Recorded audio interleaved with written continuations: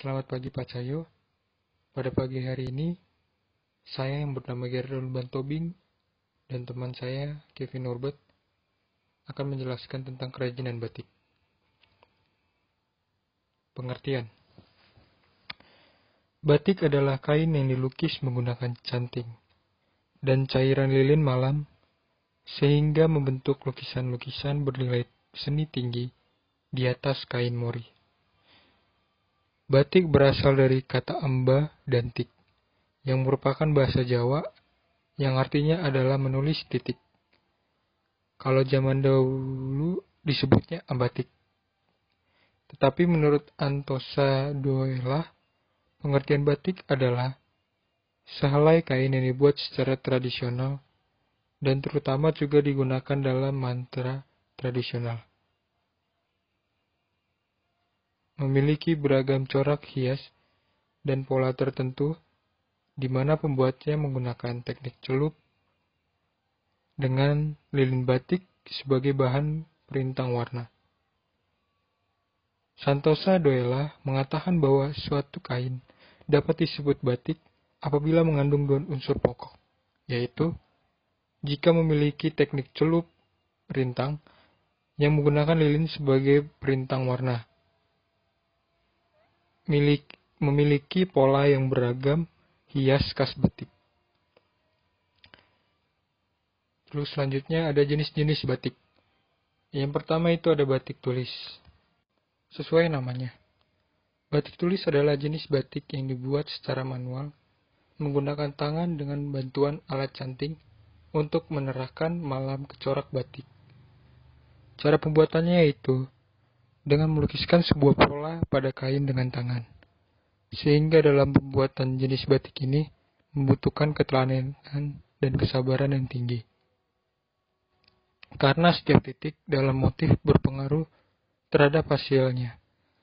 Selain itu, karena dibuat dengan tangan, sehingga motif yang dihasilkan juga tidak bisa sama persis antara satu motif dengan motif yang lain. Sehingga harga batik tulis sangat mahal. Yang kedua, ada batik cap. Batik cap adalah batik yang dibuat dengan semacam stempel motif batik. Stempel atau cap tersebut terbuat dari tembaga, yang fungsinya menggantikan canting sehingga dapat mempersingkat waktu pembuatan batik. Batik cap ini dihasilkan melalui proses pencelupan, semacam alat yang sudah dibentuk sedemikian rupa pada kain. Namun motif batik cap dinilai kurang memiliki seni, karena motifnya yang sama persis, sehingga harga batik cap sangat murah karena pembuatannya massal. Yang ketiga, kombinasi cap dan tulis. Ada juga jenis batik yang merupakan kombinasi batik tulis dan batik cap. Jenis batik ini dibuat dalam rangka mengurangi kelemahan-kelemahan pada produk batik cap. Dalam proses pembuatan batik, kombinasi ini perlu persiapan yang rumit, terutama dari penggabungan motif yang ditulis dan motif catnya. Namun untuk nilai seni produknya disamakan dengan batik cap. Yang keempat, batik printing. Batik printing atau yang disebut juga dengan batik sablon, karena dalam proses pembuatan jenis batik ini lebih mirip dengan penyablonan. Dalam pembuatan batik printing menggunakan alat offset atau sablon. Dari segi pengerjaannya sangat mudah dan efektif waktu. Harga batik ini juga cukup terjangkau, seperti harga batik cap. Harga batik termahal dan termurah.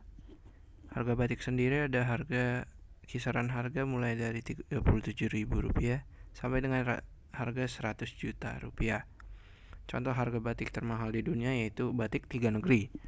Melihat jenis batik yang satu ini menunjukkan bahwa proses pembuatan menjadi poin penting. Mengapa demikian? Karena batik 3 warna ini dibuat renaan yang berpindah-pindah dari 3 daerah yang berbeda di Indonesia, yakni Lasem, Pekalongan, dan Solo. Mitosnya, jika pewarnaan kain tidak dilakukan di daerah semestinya, misalnya pencelupan warna merah tidak dilakukan di lasem, maka tidak akan mendapatkan warna merah yang khas lasem. Begitupun juga jika tidak melakukan proses celup warna biru di Pekalongan dan coklat Sogo di Solo, maka nantinya tidak akan mendapatkan warna yang sesuai. Melihat hal tersebut, membuat batik jenis ini memiliki harga yang bisa mencapai 100 juta rupiah. Untuk motifnya sendiri merupakan perpaduan bunga, daun, dan isen khas batik. Beberapa motif dan maknanya. Yang pertama tuh motif cuwiri, diharapkan yang memakai motif batik ini akan terlihat lebih terhormat. Yang kedua ada sidomukti, diharapkan yang menggunakan motif batik ini selalu dalam kebahagiaan dan kecukupan. Yang ketiga ada motif kawung, motif batik ini sering dipakai raja atau keluarga bangsawan sebagai lambang keadilan dan keperkasaan. Yang keempat, parang kusumo. Motif batik yang memiliki makna bunga mekar sehingga diharapkan pemakaiannya akan terlihat lebih indah. Ciri-ciri batik. Yang pertama ada batik tradisional. Yang ciri-ciri yang pertama ini yaitu memiliki corak dengan makna simbolik. Corak batik terdapat variasi hias motif ular, pagoda, geometri, serta barong. Warna batik cenderung gelap atau coklat kehitaman warna hitam dan putih. Umumnya motif batik tidak memiliki ciri khas daerah asalnya. Yang kedua, ciri batik modern. Ciri batik modern ini corak pada batik tidak mengandung makna khusus. Lalu corak batik biasanya berbentuk tumbuhan, rangkaian bunga, dan lain-lain.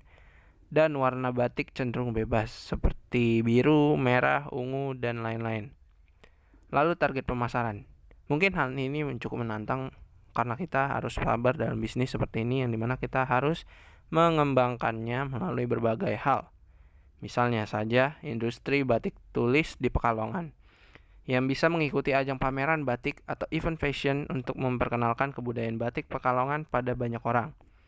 Hal tersebut juga membuat daya tarik orang di Indonesia semakin meningkat dan bisa meluas sampai ke luar negeri. Bila bisnis ini sudah go internasional atau sudah capai ke luar negeri, maka budaya kita juga akan dikenal ataupun disukai oleh orang asing. Demikian presentasi dari kami, terima kasih.